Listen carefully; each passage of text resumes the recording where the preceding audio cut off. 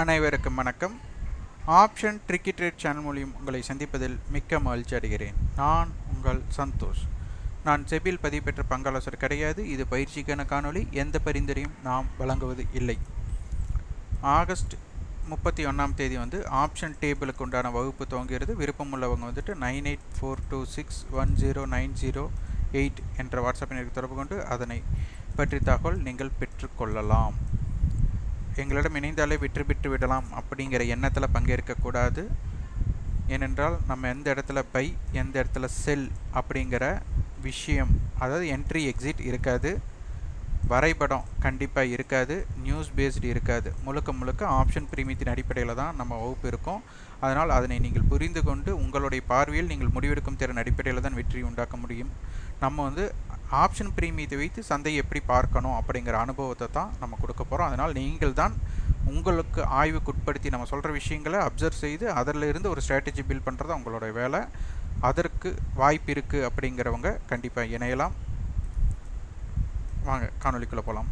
இன்றைக்கி வெள்ளிக்கிழமை, Friday, flying டே அப்படிங்கிற மாதிரி மார்க்கெட் இம்பேக்ட் பண்ணிட்டாங்க.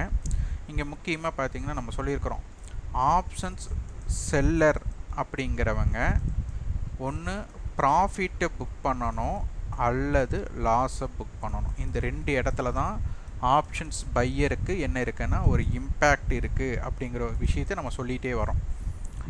இன்றைய தினம் நம்மளுக்கு கேப் அப் ஆயாச்சு. அந்த கேப் அப் ஆனதுக்கு காரணமெல்லாம் நம்மளுக்கு வேண்டாம், ஆக மொத்தம் கேப் அப் ஆயாச்சு.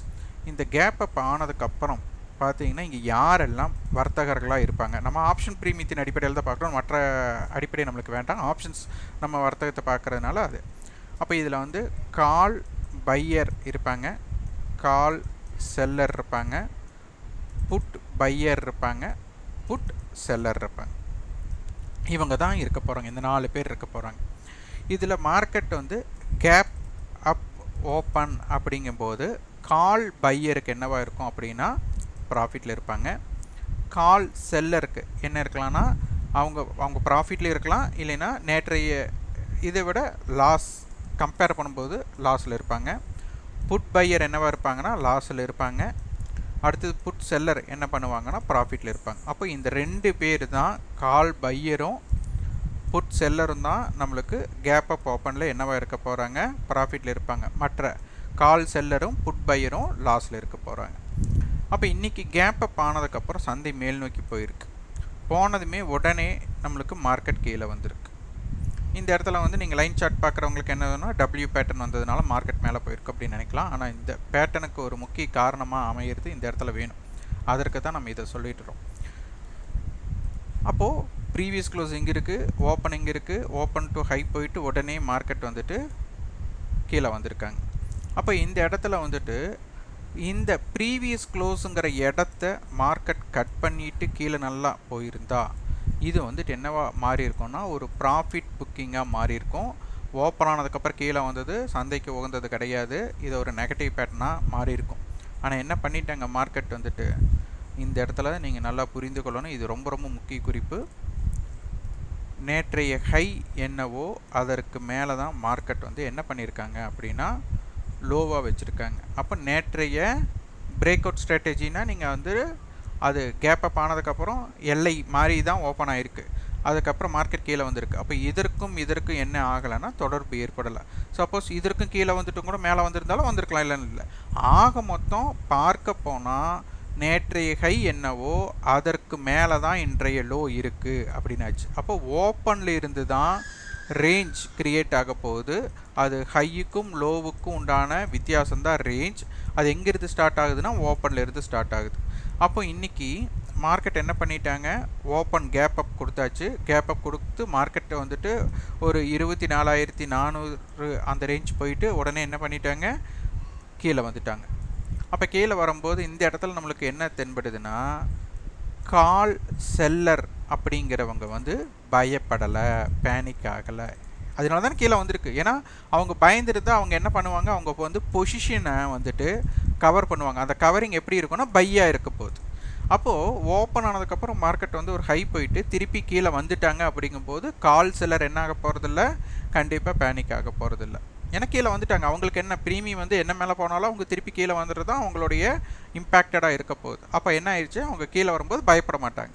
ஆனால் அவங்க என்ன பண்ணிட்டாங்க, மார்க்கெட் மீண்டும் வந்துட்டு லோ வந்துட்டு திருப்பி இந்த ஓப்பனை தாண்டும் போது கால் செல்லர் பயக்கக்கூடிய வாய்ப்பாக மாறிவிட்டது. அதுக்கப்புறம் அந்த ஹையை பிரேக் பண்ணதுக்கு மார்க்கெட் என்ன பண்ணியிருக்காங்க, ஓப்பன் டு ஹை 230 புள்ளிகளும் ஓப்பன் டு லோ உங்களுக்கு 130 புள்ளிகளும், மொத்தம் நம்மளுக்கு ஹை டு லோ 350 புள்ளிகள் பக்கம் நம்மளுக்கு இம்பேக்டட் பண்ணிட்டாங்க. அப்போ இது ரொம்ப ரொம்ப முக்கியம். அப்போ இந்த இடத்துல என்ன பண்ணிட்டாங்கன்னா, முதல் சந்தை கேப்பை பார்க்கும்போதே கால் செல்லரை வந்து பயந்துருக்கணும். ஆனால் அவங்க பயம் கொள்ளலை. அப்படிங்கிறதுனால தான் கால் பையர்ஸ் என்ன பண்ணணும், ப்ராஃபிட்டை புக் பண்ண வேண்டிய சூழ்நிலையும், புட் செல்லர் வந்துட்டு ப்ராஃபிட்டை புக் பண்ண வேண்டிய சூழ்நிலையும் இதாயிடுச்சு. அப்போ கால் பையர் வந்துட்டு உங்களுக்கு என்ன பண்ணுவாங்க, அவங்க வந்து பையிங்கில் இருப்பாங்க, அவங்க செல் பண்ண போகிறாங்க.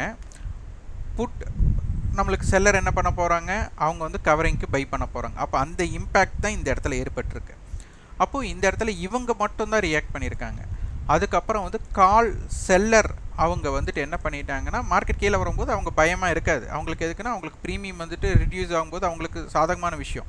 ஆனால் மீண்டும் அது ஏற்றம் அடையும் போகும்போது தான் இவங்க பயம் கொண்டதுனால தான் மார்க்கெட் என்ன ஆயிடுச்சு, கவரிங்க்கு மாறிடுச்சு.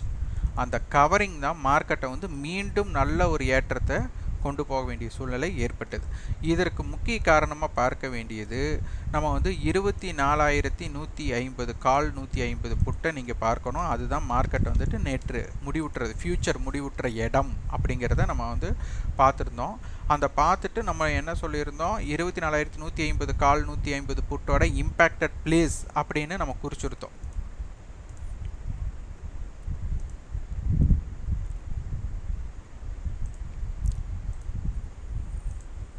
பாருங்க, 24,150 கால் நம்மளுக்கு 168 ரூபா புட் ஆப்ஷன், கால் வந்து 188. அப்போது இது கால் 188 அப்படிங்கும்போது நம்மளுக்கு 24,000 இதில் 188னா 338, அங்கே தான் மார்க்கெட் வந்துட்டு ஓப்பன் ஆனது. இவங்க 168 அப்படிங்கும்போது இது ஒரு 150 புள்ளியை வச்சுட்டாலும் கூட 24,000னு வச்சுக்கலாம். ரவுண்டாக பண்ணால் 23,980 நம்ம கொண்டு போகணும். நம்ம வந்துட்டு அது 150 பாயிண்ட் ரவுண்டப் பண்ணியாச்சு. அப்போ இந்த ரெண்டு ப்ரீமியத்தை ஆட் பண்ணால் 200 + 168, அப்போ உங்களுக்கு 368, 12 பாயிண்ட்டை கழிச்சிட்டோம்னா 355. சரி, 350 புள்ளினே வச்சுக்கலாம். அப்போ 24,150லிருந்து 350 புள்ளினா 24,500, இங்கிருந்து 350 புள்ளி கழிச்சிட்டா 23,900, அந்த மாதிரி இம்பேக்டட் பிளேஸை நம்ம பார்க்குறோம். சரி, 800. அப்போது இதுதான் நம்மளுக்கு ஒரு வைடு ரேஞ்ச், இது வந்து ஷார்ட் ரேஞ்ச். இது வந்து வெறும் கால் செல்லர் மட்டும் பயப்படக்கூடிய இடம், இது வந்து புட் செல்லர் பயப்படக்கூடிய இடம். அப்போது 24,338க்கு சந்தை ஆரம்பமானதுக்கப்புறம் நம்மளுக்கு என்ன ஆயிடுச்சாங்க, மார்க்கெட் வந்துட்டு 24,400 மட்டும் போயிட்டு மீண்டும் 24,200 பக்கத்தில் வந்தாச்சு. அப்போவும் மார்க்கெட்டில் வந்து அவங்க என்ன பண்ணுறாங்க, எஸ்டர்டே ஹை அப்படிங்கிற இடத்துக்கு மேலே தான் இருக்கிறாங்க. அப்போது மார்க்கெட் நம்ம என்ன ஆயிடுச்சு, previous close above, yesterday high above இருக்காங்க, ஓப்பனுக்கு கீழே மட்டும்தான் இருக்காங்க. இது எப்போ வர, மார்க்கெட்டு வந்து ஓப்பனுக்கு கீழே இருக்கிற வர.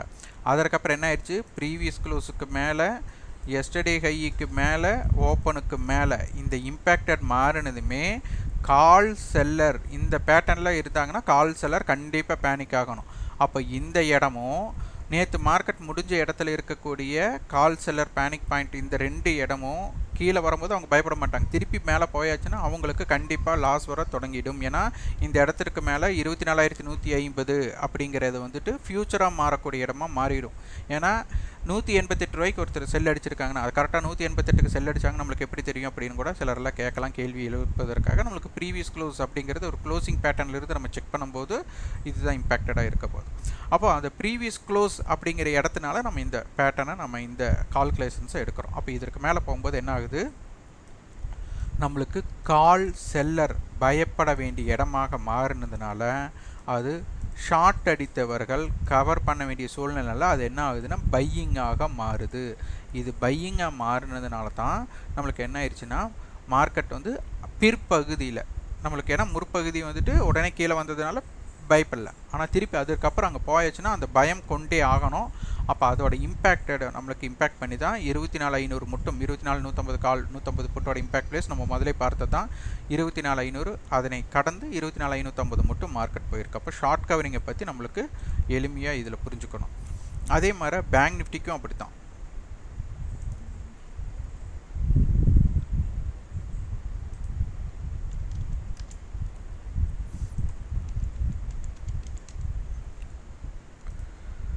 பேங்க் நிஃப்டி பார்த்தீங்கன்னா நம்மளுக்கு நேற்றைய க்ளோசிங் அப்படின்னு பார்த்தீங்கன்னா 49,850 அந்த ரேஞ்ச் இருந்தாங்க. அப்போது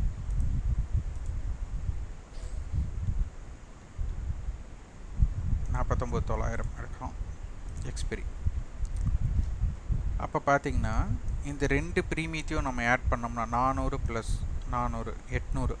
அப்போது ஒரு 800 பாயிண்ட் ரெண்டு ப்ரீமியத்தை ஆட் பண்ணும்போது 49,900 + 800. அப்போ என்ன ஆகுது நம்மளுக்கு 50,700 சம்திங் நம்மளுக்கு கிடைக்கிது.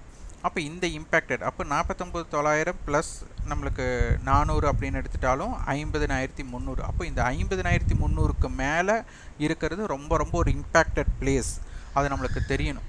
அந்த இடத்துக்கு மேலே தான் பார்த்தீங்கன்னா நம்மளுக்கு பேங்க் நிஃப்டியோட ஓப்பனே பாருங்கள் 50,133 மேலே போயிட்டு உடனே கீழே வந்துட்டு திருப்பி இங்கே வந்தவங்க இந்த 50,300 தாண்டினதுக்கப்புறம் உங்களுக்கு அந்த கால் செல்லர்ஸோட பேனிக் பிளேஸ்க்குள்ளே போனது தான் இந்த இம்பேக்ட். அப்போ இந்த ரெண்டு இம்பேக்ட்டுக்கும் நம்மளுக்கு 50,700, ஆனால் அது பேங்க் நிஃப்டி மட்டும் நம்மளுக்கு அது வரல. 50,300 தாண்டதோட இம்பேக்டட் நீங்கள் பார்த்தீங்கன்னா அதுக்கப்புறம் தான் பையிங்கோட எஃபெக்டிவே உங்களுக்கு ஜாஸ்தியாக இருந்திருக்கும். ப்ரீமியம் வந்து அக்ரெசிவாக ஏறினதும் அதற்கு மேலே தான் உங்களுக்கு காலுக்கு வந்துட்டு அதிகமாக இருந்திருக்கும். அது நீங்கள் செக் பண்ணி பார்த்தீங்கன்னா உங்களுக்கு தெரியும். அதே மாதிரி நம்ம என்ன பார்த்துருந்தோன்னா 180 ரூபாய் அப்படிங்கிறது வந்து அட் த மணி ப்ரைஸாக பார்த்துருந்தோம். புட் ஆப்ஷன் இது பேங்க் நிஃப்டிக்கு வந்துட்டு நம்மளுக்கு கிட்டத்தட்ட ஒரு 500 அந்த ரேஞ்ச் 400 to அந்த ரேஞ்ச் வந்து நம்மளுக்கு பார்த்துருந்தோம். அப்போ இன்றைக்கி பேங்க் நிஃப்டி எங்கே க்ளோஸ் ஆகிருக்காங்களோ அதை நம்ம பார்க்கலாம். இப்போது 50,500 நம்ம பார்த்தோம்னா ஓரளவுக்கு நம்மளுக்கு தெரிஞ்சிடும்.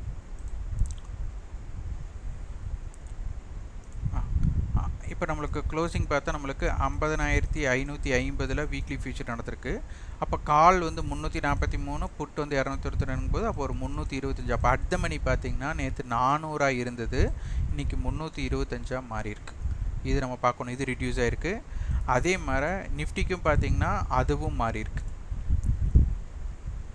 நிஃப்டிக்கு நம்ம 180 பார்த்தது நம்மளுக்கு 140க்கு கீழே போயிட்டாங்க, அதையும் நம்ம செக் பண்ணணும்.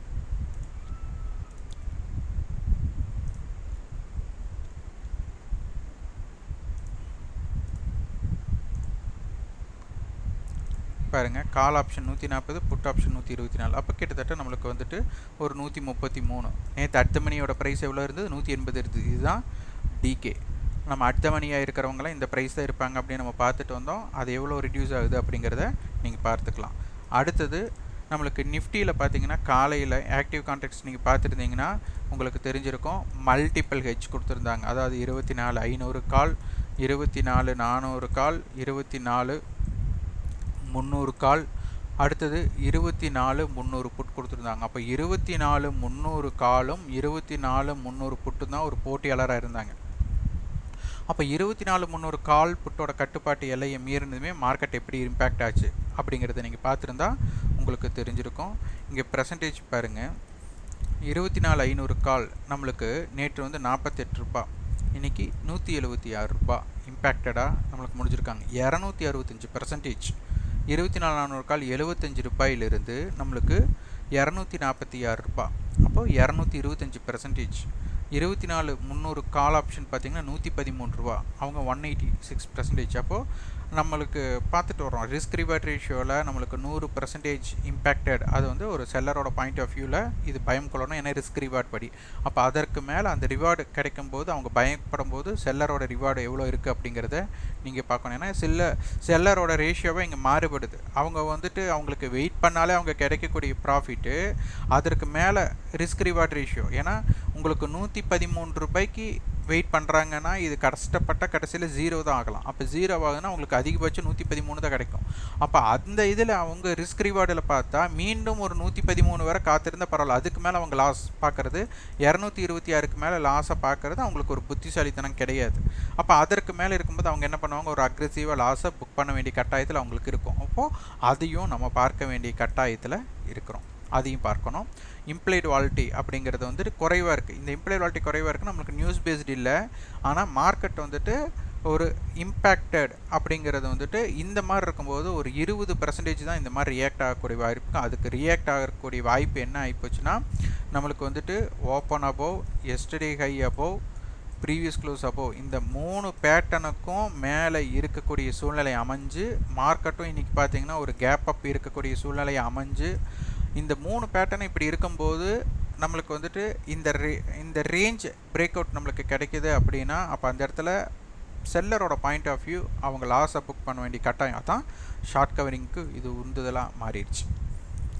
ஆப்ஷன் சைடை பார்த்தீங்கன்னா இம்ப்ளைடு வாலிட்டி பார்த்தா இப்போவும் கம்மி தான், 10 தான் நம்மளுக்கு இருக்குது. அப்போ இதனால் வந்துட்டு உங்களுக்கு கால் சைடும் 10, புட் சைடும் 10. இதுவும் நம்மளுக்கு அடுத்த கன்வர்ஷன் இங்கேருந்து மார்க்கெட் வந்துட்டு எப்படி இருக்க போகுது அப்படிங்கிறத பார்க்கும்போது மார்க்கெட் இதற்கு வந்துட்டு நம்மளுக்கு இன்னும் மேலேயும் போகலாம், இல்லைன்னா ஒரு சைடுவேக்குள்ளே போகலாம், கீழே வரக்கு. இந்த 3 பேட்டர்ன் தான் நடைபெற போகுது. அப்போ இந்த 3 பேட்டர்னில் நம்மளுக்கு அதிகபட்சம் சைடுவேக்கு தான் வாய்ப்பு அதிகமாக இருக்கும். இந்த அப் ட்ரெண்டுக்கும் டவுன் ட்ரெண்டுக்குண்டான வாய்ப்பு கொஞ்சம் குறைவாக தான் இருக்க போகுது. அப்போ இதுலேயும் நம்மளுக்கு இன்னும் இதே பேட்டர்ன் ஓப்பனுக்கு மேலே, எஸ்டர்டே கைக்கு மேலே, ப்ரீவியஸ் க்ளோஸுக்கு மேலே, இந்த 3 பேட்டர்ன் அமைஞ்சால் தான் இங்கேருந்து மார்க்கெட் வந்து அந்த இம்பேக்டை கண்டினியூ பண்ணி கொண்டு போகக்கூடிய திறன் இவங்களுக்கு இருக்குது. அப்போ இந்த திறன் ஏதாச்சும் மாறுபட்டால் இன்னும் மார்க்கெட் வந்துட்டு மாறுபடும். அதையும் நம்ம புரிந்து கொள்ளணும். ஆனால் இம்ப்ளைடு வாலிட்டி அந்த அக்ரெசிவ் மோடில் இல்லை. Bank Nifty